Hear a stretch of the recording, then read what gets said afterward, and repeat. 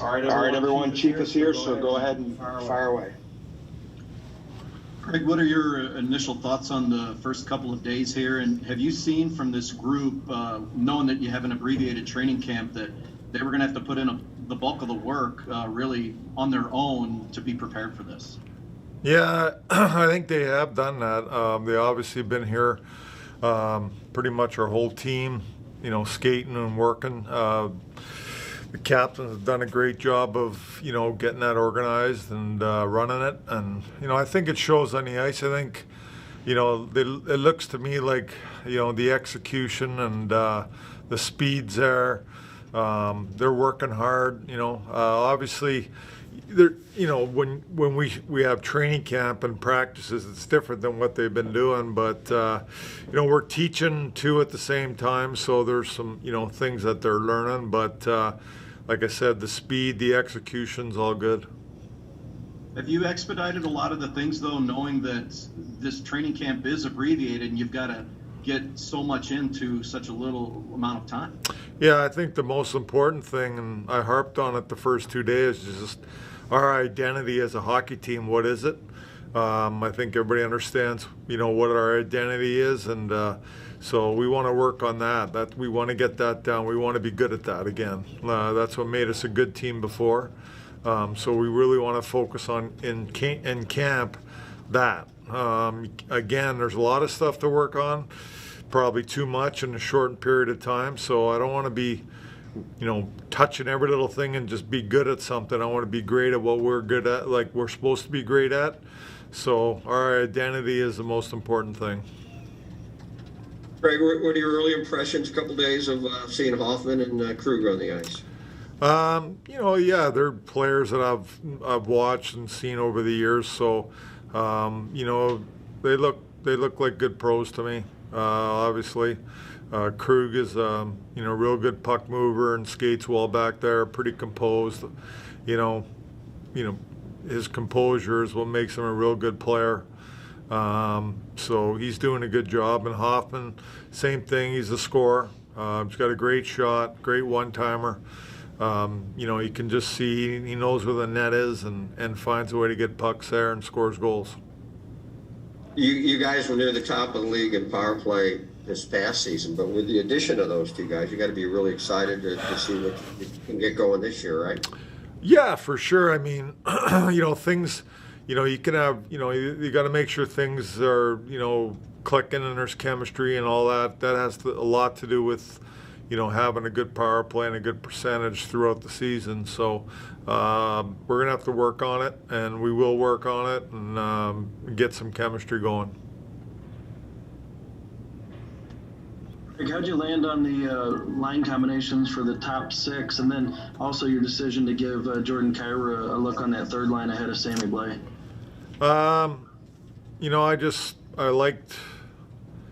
I thought about putting Thomas in the middle between Schwartz and Hoffman. For me, you got a shooter on there.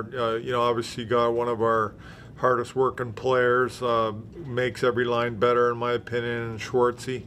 Any line he goes on, it becomes a better line just with his energy and everything. And, we want to see if Tomer's ready to, jump into that number 2 hole and do a good job there. And, Shen's played wing with different people and played wing with O'Reilly before. So that was just, pretty simple to put him over there. And, it's tough decisions with Blais and Kyrou and these guys. It's like I told Sammy and I talked to him about it. I said, listen, it doesn't mean you're not blue and you're not going to play for us. It's what I go with, my gut, and we'll see how it goes right now. So that doesn't mean Sammy's not going to start the season in the lineup. So I don't know that. So he understands that, and we'll just see how it goes. What do you want to see out of Kyrou, Chief? Well, competitiveness more than anything. He's a skilled guy. We all know that. He's got great speed. But it's really going to boil down to his competitiveness on the walls, his competitiveness to win a puck battle, his competitiveness to get back and defend. All those things like that is what's going to keep him in the lineup. It's a great opportunity for him, though, isn't it? No, it is for sure. But he's a good player. He was drafted here as a real good player, so he's going into his third year pro. It's time for him to to take that step forward on the team and show us something. What do some of the younger players have to do to catch your attention here? And I want to, along with that, I want to ask you. You got Tucker at forward. Is that like a permanent switch, or just because you're the number of bodies you have? Number of bodies in our D, and he's went up there for us before and played that position. Tucker is pretty versatile player. We had him up front before, and he was fine with it. He knows the position, knows how to play it. So the young guys, just what they're doing, their hard work, just their attention to details, things like that. That's what catches my eye. I like guys that are smart players. When I can watch a young kid figure it out, understand the drill right away, understand the situation that's at hand right away. That impresses me. Craig, with no exhibition games, what are you looking for out of whatever you want to call what you're doing tomorrow night? Well, just kind of running a game routine, I'd say. Morning skate, we'll get out there in the morning skate, work on some power play and things like that. And then they go home, take their, nap, do what they do on a game day, come back that night. We'll have meetings the same as always on a game, and then go play. That's the best way. That's the only way we can really do that right now. Craig, with the way you have your D pairs configured these couple of days, are these guys still interchangeable, or is this something you want to really hone in on here, at least in the near future? Well, everything's always interchangeable, but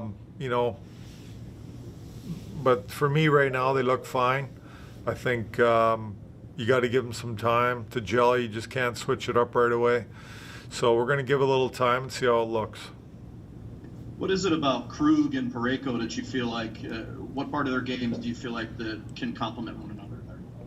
Well, I think they both skate really well, and you got Krug, who's a real good puck mover, and then you got Parayko, who defends as well as any defenseman in the National Hockey League.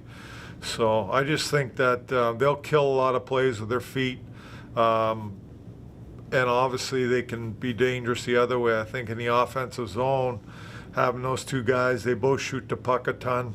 I just think there's going to be some good opportunities for them to do stuff offensively, but I think also defensively they're going to kill a lot of plays with their feet. Craig, are the protocols basically the same in terms of the testing and the safety measures, and along with that, are you guys, I don't know, maybe going through the experience before back in the spring? Are you better equipped as a team to handle it? Oh, we're better equipped for sure. We know a lot more, and we're used to that, what we did in the bubble and things like that. So it'll be a lot of the same. We won't be in a bubble, but the NHL's demanding that we act like it's a bubble. We got to do the right things. Let's do a couple more for Chief. Craig, you were wearing a mask out there today. I don't think you guys were wearing masks yesterday. How was that? How is it? And is that something you're going to keep doing? Yeah, we're going to keep doing it. I think we're going to wear them on the bench during the games too.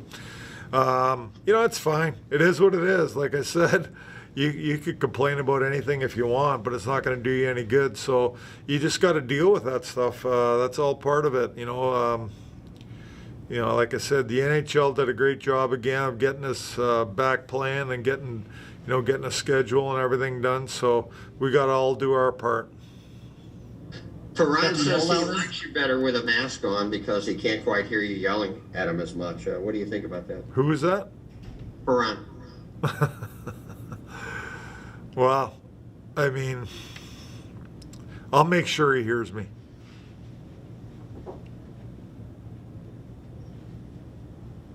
All right, everybody good? Thank you.